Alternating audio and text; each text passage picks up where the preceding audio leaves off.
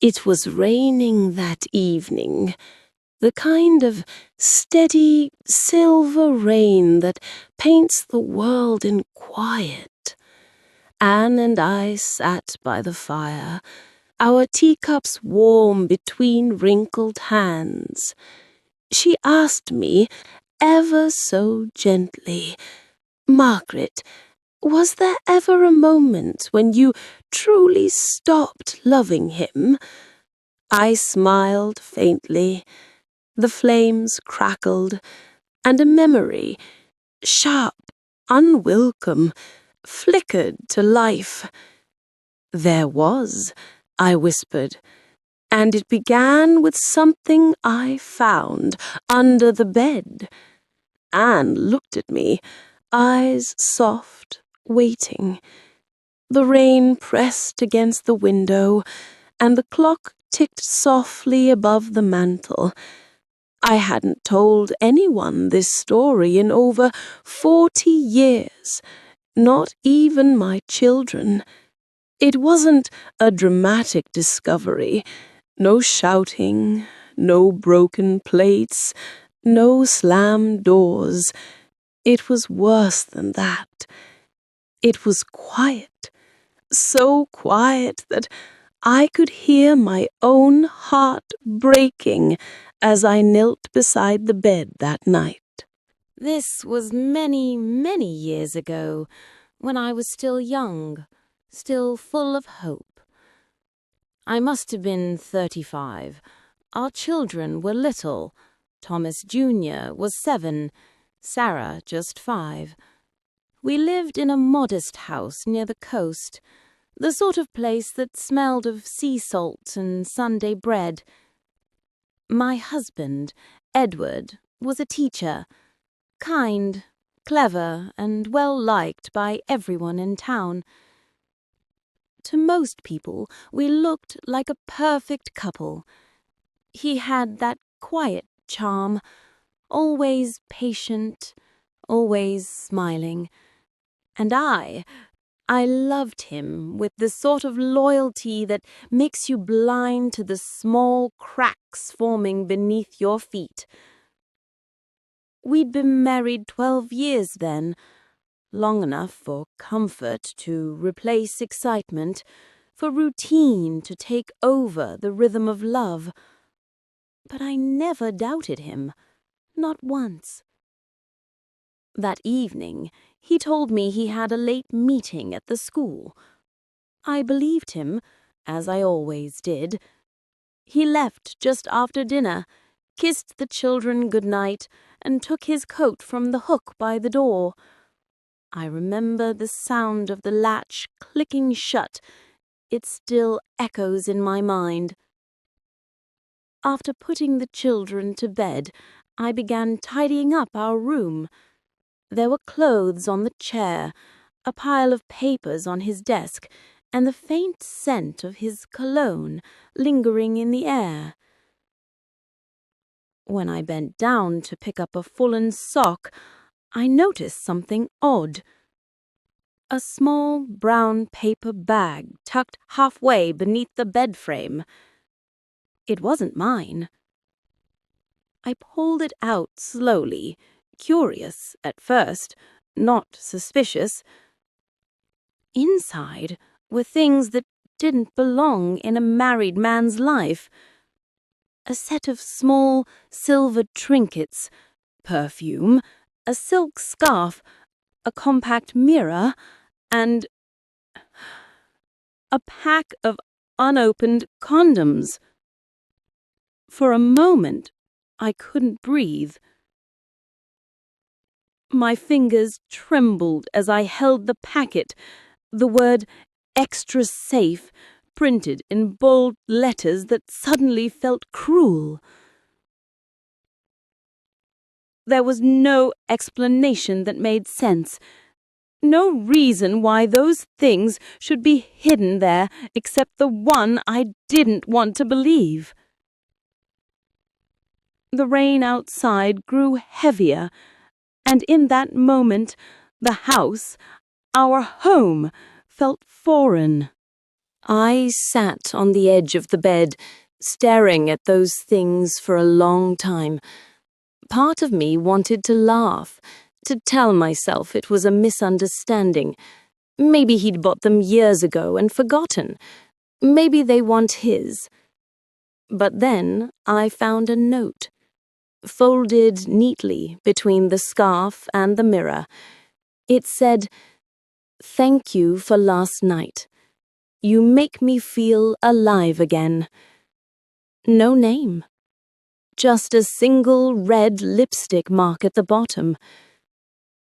That was when I felt something inside me quietly collapse.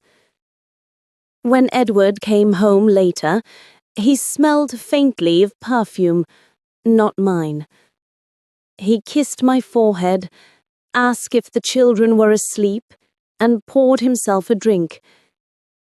I watched him from the kitchen doorway, his calm face lit by the lamp, and wondered how long he'd been living a life I knew nothing about. I didn't confront him that night. I didn't scream or throw the note at him. I simply said, "You're late." And he smiled. "Yes, long meeting. I'm exhausted." I nodded. Then I went upstairs and quietly placed the brown bag back under the bed, where I'd found it. For the next few weeks, I lived like a ghost in my own home. I cooked, cleaned, cared for the children, but inside I was hollow. Every sound, every late return, every lingering scent on his shirt felt like proof. But I said nothing. You see, women like me were taught to keep the peace, to protect the family first, to swallow the pain quietly so the walls wouldn't shake. But silence can rot a person from the inside. One afternoon, while folding laundry, I caught sight of Edward outside talking to someone near the gate. A woman, young, pretty, wearing a red coat, the same shade as the lipstick on that note. They stood close, too close. He brushed something from her hair, and she laughed softly, touching his arm. It was the smallest thing, but it was enough. That night, I waited until he was asleep. Then I went to the kitchen, took the paper bag, and quietly opened the condom packet. I remember standing there under the yellow lamplight, my hands steady for the first time in days. I picked up a jar of chili powder from the spice rack and poured it inside. I wasn't angry. I wasn't vengeful. I just wanted him to feel something, to realize that the woman he betrayed still had fire in her. The next morning, he left early, said he was meeting a friend. That evening he came home pale, quiet, and visibly uncomfortable. I didn't ask why.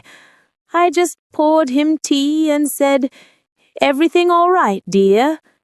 He couldn't look at me, and for the first time, I felt at peace.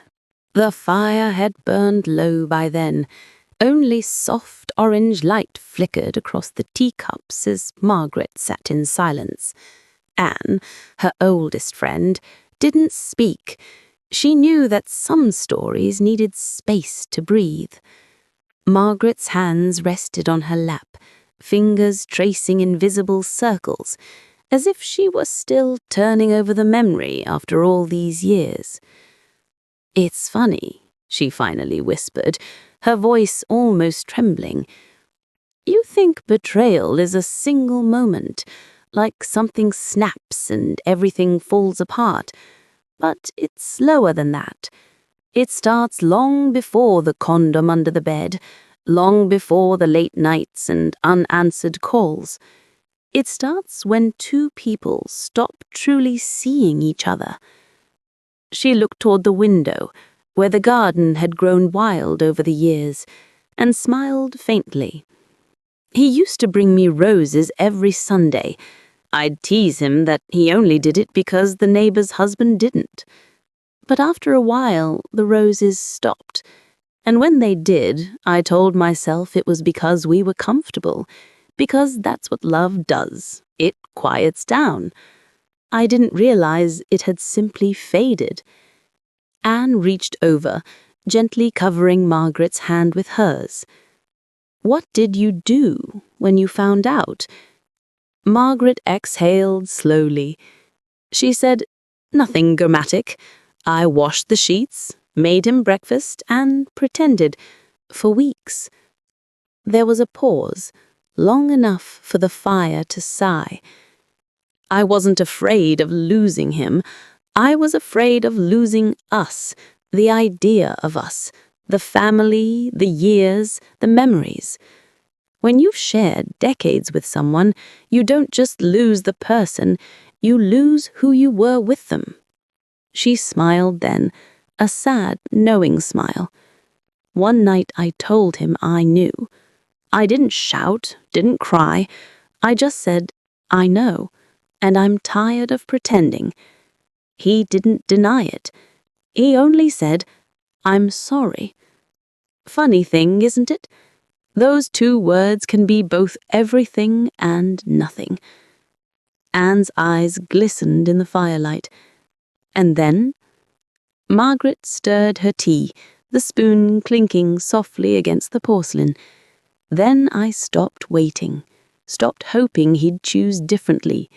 A year later, he left. I thought I'd be destroyed, but instead I felt light. Empty, yes, but free.